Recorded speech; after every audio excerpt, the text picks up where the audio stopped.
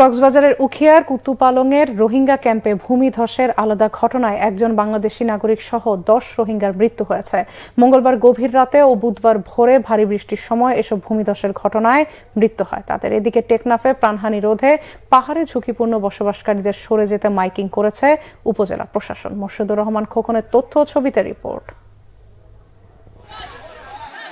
মঙ্গলবার রাত 10টার পর থেকে বৃষ্টি শুরু হয় উখিয়া ও টেকনাফ উপজেলায়।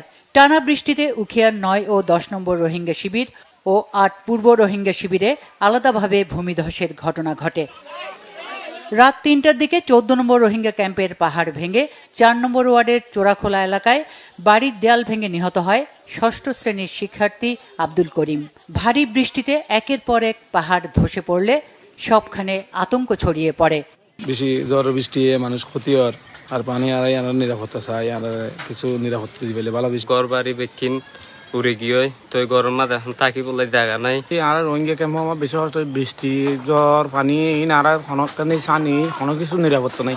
বৃষ্টি থামার পর ভোরে উখিয়া ও টেকনাফের ফায়ার সার্ভিসের 3টি ইউনিট উদ্ধার তৎপরতা শুরু করে। তারা বিভিন্ন ক্যাম্প থেকে মরদেহগুলো উদ্ধার করে।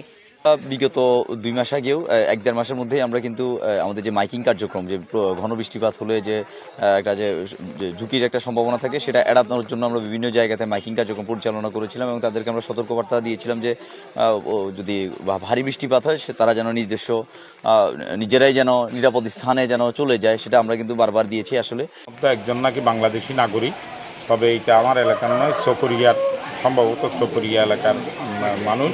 তবে আমি আমার মহোদয় সহ আমি কক্সবাজার অতিরিক্ত শরণার্থী ত্রাণ ও প্রত্যাবাসন কমিশনার মোহাম্মদ শামসুদ্দৌজা জানান, বর্ষায় আরও পাহাড় ধস হতে পারে, এজন্য ঝুঁকিপূর্ণ জায়গা থেকে লোকজনকে নিরাপদে সরিয়ে নেওয়া হবে।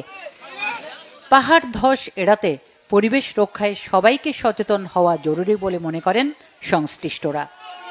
Bangla vision news desk.